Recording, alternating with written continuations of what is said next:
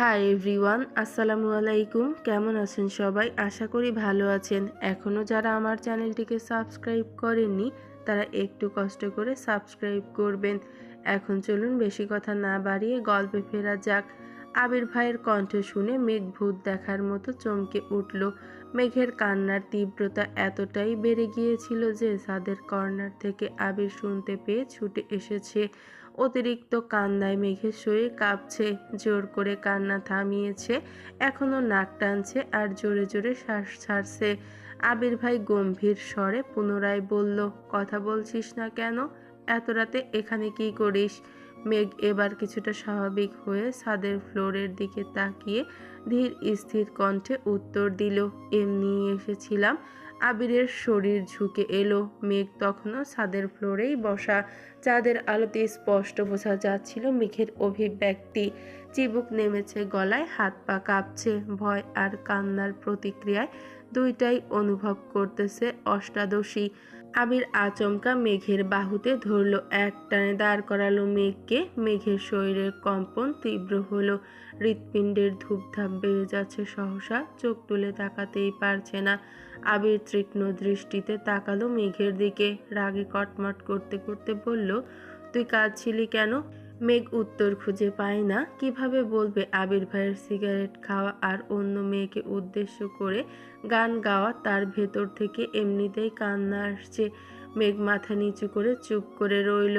আবির দীর্ঘশ্বাস ফেলে কিছুটা স্বাভাবিক কণ্ঠে বলল, তুই কি সব সময় রাত বিরাতে ছাদে আসিস? মেঘ তৎক্ষণাৎ বিদ্যুৎ বেগে কতক্ষণ মাথা নাড়ল, নাবাদক সম্মতি জানালো, তারপর আস্তে আস্তে বলল, এই জীবনে কোনোদিন সন্ধ্যার পর ছাদে উঠিনি আমি। আবির ভাই উদ্বিগ্ন কণ্ঠে শুধালো, তাহলে আজ আসলি কেন? মেঘ নিস্তব্ধ, নীরব, কিছু বলার সাধ্য নেই বলে দীর্ঘশ্বাস ফেলল মেয়েটা। এত রাতে ছাদে আসার কোনো অজুহাতও খুঁজে পেল না অষ্টাদশী। আবির কয়েক পা এগিয়ে মেঘের আর একটু ঘনিষ্ঠ হয়ে দাঁড়ালো। আবির ভাইকে এতটা কাছাকাছি দেখে নিঃশ্বাস বন্ধ হওয়ার হাল হলো মেঘের। আবিরের গায়ের গন্ধে মাতাল হওয়া অবস্থা। ভয়ঙ্কর পরিস্থিতি থেকে নিজেকে বাঁচাতে দু কদম পিছিয়ে গেল মেঘ, কিন্তু পেছনে আর জায়গা নেই। দরজার পাশে পিলারে পিঠ ঠেকল মেঘের। থরথর করে কাঁপছে অষ্টাদশীর ছোট্ট শরীর, পায়ের পাতা শিরশির করছে। সরে যেতে চাইল সামনে থেকে। আচমকা আবির ভাই দু হাতে পিলার দু পাশে চেপে ধরল। কিছুটা ঝুঁকে মুখোমুখি হলো মেঘের। আবির ভাইয়ের উষ্ণ শ্বাস, তীব্র দৃষ্টি মেঘের নাজেহাল অবস্থা করে দিচ্ছে। মানসিক টানাপড়নে পড়ে গেল মেঘ। বুকের ভেতরে কেউ অবিরাম নৃত্য করছে, যার শব্দ বাহির থেকে শোনা যাচ্ছে। শরীর ঘামতে শুরু করেছে। আবির ভাই হঠাৎই শীতল কণ্ঠে বলল, এত বছর তো খুব পালাইয়া বেড়াইছিস, এখন দেখব কতটা পালাতে পারিস তুই। আবির ভাই হঠাৎই শীতল কণ্ঠে বললেন, এত বছর তো খুব পালাইয়া বেড়াইছিস, এখন দেখব কতটা পালাইতে পারিস আমার থেকে। আবির ভাই হঠাৎ শীতল কণ্ঠে বললেন, এত বছর তো খুব পালায় বেড়াইছিস, এখন দেখব কতটা পালাইতে পারিস তুই। আবির ভাইয়ের ঠান্ডা হুমকিতে কেঁপে উঠল অষ্টাদশী। এই কথা শুধুমাত্র মেঘের শরীরে হাই ভোল্টেজের ঝাঁকুনি দিল। মেঘের বক্ষ স্পন্দন জোরালো হলো। আবির ভাই সরু নেত্রে তাকিয়ে আছে অষ্টাদশীর পানে। হয়তো মেঘের টালমাটাল অবস্থা বুঝতে পেরে সরে গেল সামনে থেকে। পুনরায় শক্ত কণ্ঠে বলল, রুমে যা। আবির সরে যাওয়াতে স্বস্তি পেল মেঘ। দীর্ঘশ্বাস ফেলছে বারবার। কয়েক মুহূর্ত পর সিঁড়ির দিকে নামতে গেল। অন্ধকার সিঁড়ি। পেছন ফিরে তাকিয়ে বুকে সাহস নিয়ে ডাকলো, আবির ভাই। আবির ভাই উল্টো দিক ফিরেছিল। ডাক শুনে ঘুরে তাকালো। মেঘ ভয়ে ভয়ে বলল, আমাকে একটু রুম পর্যন্ত দিয়ে আসবেন প্লিজ। আবির বিস্ময় কণ্ঠে বলল, কেন, হাঁটতে পারিস না? মেঘ মাথা নিচু করে আস্তে ধীরে বলল, ভয় লাগছে। কেন? তানারা যদি আমারে ধরে ফেলে? আবির ভাই কয়েক সেকেন্ড থেমে সশব্দে হেসে উঠল। আবির মেঘের কথায় হাসছে, ভাবতেই খুশি লাগছে মেঘের। আবির ভাইয়ের হাসির শব্দে মেঘ অবাক হয়ে তাকালো আবির ভাইয়ের দিকে। ততক্ষণে আবির ভাইয়ের হাসি গায়েব। এবার আবির ভাই ঠাট্টার স্বরে শুধালো, তা তুই ছাদে আসার সময় কি তানারা বেড়াতে গেছিল? আবির ভাইয়ের এমন কথায় আহাম্মকের মতো তাকিয়ে আছে মেঘ। আবির ভাই সহসা বলে উঠল, তুই যা, আমি পেছনে আছি। মেঘ আর কিছু বলার সাহস পেল না, অবশ্য বলবেই বা কি। দুইটা সিঁড়ি নামতেই হঠাৎ কি ভেবে থমকে দাঁড়ালো মেঘ। আবির ভাই নিরুদ্বেগ কণ্ঠে শুধালো, আবার কি হলো? মেঘ দুবার জোরে জোরে শ্বাস ছাড়লো, মনে তীব্র সাহস নিয়ে পেছন ফিরে তাকালো। আবির ছাদের দরজার পাশে দাঁড়ানো, 6 ফুট লম্বা, তার ওপর মেঘ বেশ কয়েকটা সিঁড়ি নেমে গেছে। এখান থেকে আবির ভাইয়ের লম্বা শরীরটা চাঁদের আলোয় সুপারি গাছের মতো মনে হচ্ছে। মেঘ উদ্বিগ্ন কণ্ঠে প্রশ্ন করলো, আবির ভাই, আপনি সিগারেট খান কেন? মেঘের কথায় আবির যেন ছোটখাটো টাসকি খেলো মুহূর্তেই। গম্ভীর কণ্ঠে বলল, তার জবাবদিহি কি তোকে দিতে হবে? মেঘ এবার কোমল কণ্ঠে বলল, সিগারেট স্বাস্থ্যের জন্য ক্ষতিকর, আর আমি। এইটুকু বলেই থেমে গেল। আবির ভাই এবার কণ্ঠ দ্বিগুণ ভারী করে বলল, আর তুই কি? মেঘ ভয়ে ভয়ে বলল, কিছু না। মেঘ আর থামল না, সিঁড়ি দিয়ে নামতে ব্যস্ত হলো। মেঘ করিডোরে হাঁটছে, আবির পেছনে মোবাইলের ফ্ল্যাশ চালিয়ে সিঁড়ির নিচ পর্যন্ত নামলো। মেঘ আর পিছন ফিরে আবিরকে দেখার সাহস পাচ্ছে না। নিজের রুমের দরজা পর্যন্ত এসে রুমে ঢোকার সময় এক পলক তাকালো আবির ভাইয়ের দিকে। আবির নিচে তাকিয়ে মোবাইল চাপছে। মেঘ রুমে চলে গেল। আবির আর ও একটি রাত কাটালো নির্ঘুম নিস্তব্ধ। প্রত্যেক সপ্তাহে ছুটির দিনের আগের রাত আবির সারা রাত জেগে থাকে। এটা তার বহু বছরের অভ্যাস। বিদেশে থাকাকালীন ও তাই করত। দেশে এসে প্রতি বৃহস্পতিবার রাতে নিজের মতো একাকী সময় কাটায়। হয়তো নিজেকে নিয়ে ভাবে, নিজের স্বপ্ন, ইচ্ছে, ভালোবাসা, প্রিয়জন সবকিছু নিয়েই ভাবে। মেঘ নিজের রুমে শুয়ে ছাদের বিষয়গুলো ভাবছে। আবির ভাইয়ের এত কাছাকাছি আসা, আবির ভাইয়ের বলা সেই কথাগুলো বারবার মাথায় ঘুরছে। কখন ঘুমিয়েছে নিজেও জানে না। সকাল সকাল খাবার টেবিলে খাবার খাচ্ছে সবাই। শুক্রবার দিন ভালো মন্দ রান্না হয়। মেঘের মনটা আজ খুব ভালো। কেন ভালো নিজেও জানে না, তবে আবির ভাইয়ের প্রতি ভয় কিছুটা শিথিল হয়েছে। খাবার টেবিলে আবির ভাই নেই, মনটা কিছুটা খারাপ হলো, কিন্তু তেমন পাত্তা দেয়নি। নিজের মতো খেয়ে পড়তে বসেছে। প্রতি শুক্রবারে প্রাইভেটে 1 ঘন্টা পরীক্ষা থাকে। এক সপ্তাহে যা পড়ায় তার উপরে পরীক্ষা থাকে। 3টা থেকে 4টা পর্যন্ত পরীক্ষা। অন্যদিকে তানভীর ব্যস্ত হয়ে পড়েছে রাজনীতি নিয়ে। সামনে এমপি নির্বাচন, তাদের প্রিয় নেতা মনোনয়ন কিনেছেন। সবাই মিটিং মিছিলে ব্যস্ত। জনসমর্থন যাচাই করে মনোনয়ন দেয়া হবে। তানভীরদের এখন সব এলাকায় যেতে হচ্ছে। জনগণের সুযোগ সুবিধা অসুবিধা আছে সেগুলো শুনছে এবং লিস্ট করছে। এমপি নির্বাচনের কয়েক মাস পরই হবে সভাপতি নির্বাচন। তানভীরের টার্গেট সভাপতি হওয়া, তাই তাকে আরও বেশি অ্যাক্টিভ থাকতে হচ্ছে। 2:30 নাগাদ মেঘ বেরিয়েছে পরীক্ষা দিতে। আজ একটু আগেই চলে এসেছে। পরীক্ষা শুরু হতে এখনো 10 মিনিট বাকি। তাই বন্যা আর মেঘ গল্প করছে। বন্যা বলে, কি রে, তোর হিটলার ভাইয়ের কি খবর রে? কিছু তো আর বললি না। ছবি দেখাবি বলেছিলি, তাও দেখালি না। সত্যি সত্যি মন থেকে বের করে দিয়েছিস? মেঘ হালকা হেসে বলল, মুখে যা বলি তার সবটাই কি পারি? এত চেষ্টা করেও তো পারলাম না মন থেকে তাড়াতে। গত রাতে থাকতে না পেরে গেছিলাম ওনাকে দেখতে। একটা বাঁশ যে খাইছি। বন্যা বলল, কেন রে, কি হয়েছে? মেঘ বলল, কি আর হবে, লুকিয়ে দেখতে গেছিলাম, আবির ভাইয়ের কাছে ধরা পড়ে গেছি। বন্যা বলে, ব্যাটার চোখ আছে তাহলে, ভালো হয়েছে। গেলি কেন তুই? মেঘ মনে মনে ভাবছে, এখন যদি বন্যাকে বলি আবির ভাইয়ের জন্য কান্না করেছি, তাহলে বন্যা তো আমায় এখানেই বালি চাপা দিয়ে দিবে। বন্যা আর মেঘের একটাই সিদ্ধান্ত, ভার্সিটি ভর্তির আগে কোনো প্রকার প্রেম, বন্ধুত্ব, ক্রাশ কিছুই খাওয়া যাবে না। কোচিংয়ে নতুন কারোর সাথে কথা বলে না। মেঘ আগে আসলে বন্যার জন্য সিট রাখে, বন্যা আগে আসলে মেঘের জন্য সিট রাখে। বিষয়টা অনেকটাই হাই স্কুল জীবনের মতো। এত কিছুর পরও মেঘ আবির ভাইয়ের ওপর ক্রাশ খেয়ে ফেলেছে। এর জন্য বন্যা অবশ্য প্রতিনিয়তই মেঘকে বোঝাচ্ছে। স্যার চলে আসছেন এতক্ষণে। পরীক্ষা শুরু হলো যথারীতি। 4টায় পরীক্ষা শেষ করে দুই বান্ধবী হাতে হাত ধরে বের হয়েছে। আশেপাশে মেঘদের গাড়ি নেই, তাই রাস্তার পাশে দাঁড়িয়ে ড্রাইভার আঙ্কেলকে ফোন দিবে ভাবলো। হঠাৎ বাইক নিয়ে আবির হাজির হলো। হেলমেট পরা, সাদা শার্ট, কালো প্যান্ট, কালো শু, হাতে কালো ফিতার ঘড়ি, শার্টের বোতামের ফাঁকে সানগ্লাস ঝোলানো। মেঘের দিকে তাকিয়ে উচ্চস্বরে ডাকলো, মেঘ। মেঘ আর বন্যা দুজনেই ডাক শুনে তাকিয়েছে। মেঘ এক পলক তাকাতেই চিনতে পারলো এটা আবির ভাই। আবারও নতুন করে ক্রাশ খেলো সে। মনে মনে ভাবছে, কিন্তু উনি এখানে কেন? উনি কি আমায় নিতে এসেছেন? কই সেদিন তো মিম আর আদিকে ধমকে বলল কাউকে বাইকে উঠাবে না, তার মানে আমাকেও নিশ্চয় উঠাবে না। না উঠাক, ওনার বাইকে উঠতে আমার বয়েই গেছে। কিন্তু উনি আসলো কেন?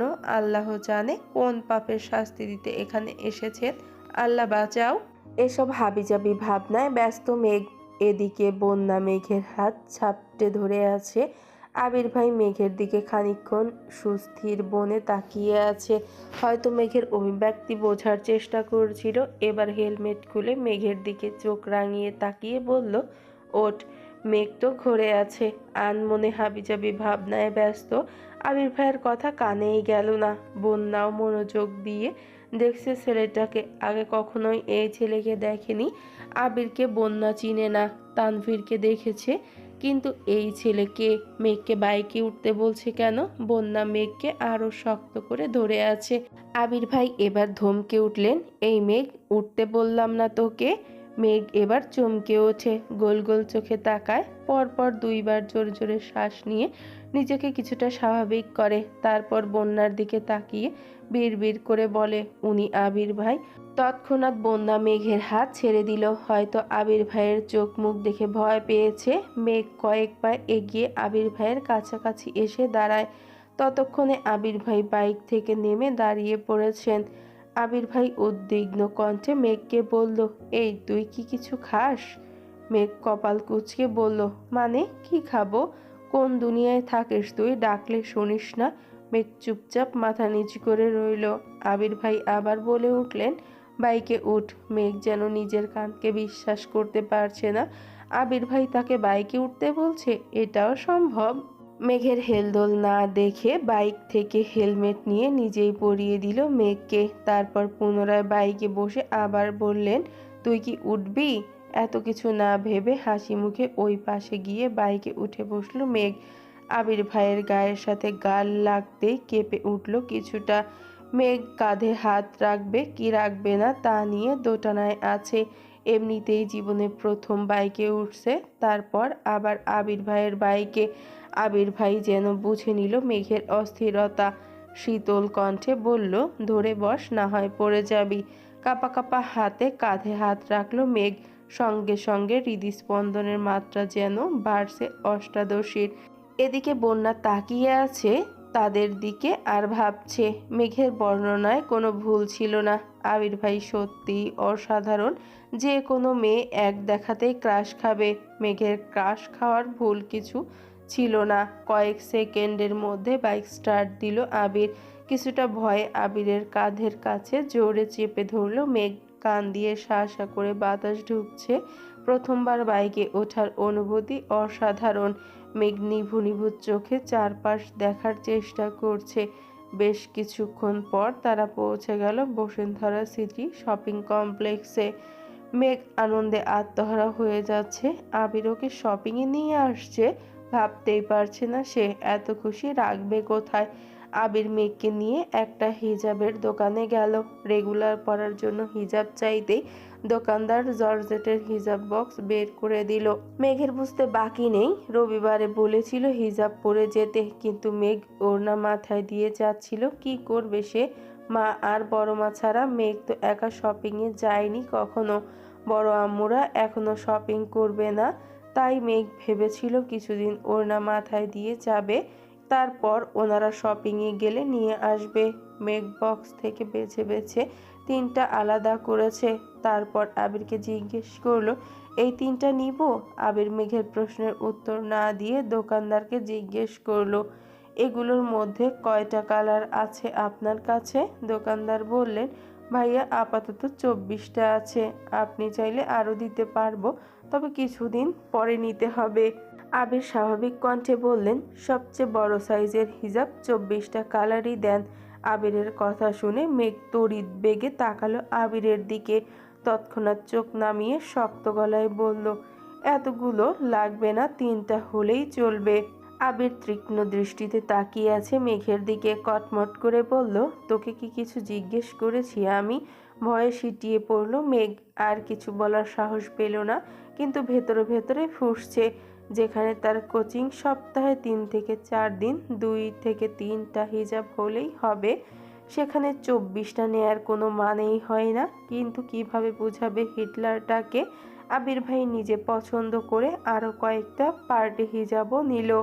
মেঘ মাথা নিচু করে মনে মনে শুধু আবির ভাইকে বকেই গেল। আবির শপিং ব্যাগগুলো হাতে নিয়ে মেঘকে বলল, চল। মেঘ মুখের ওপর জিজ্ঞেস করে ফেলল, কোথায়?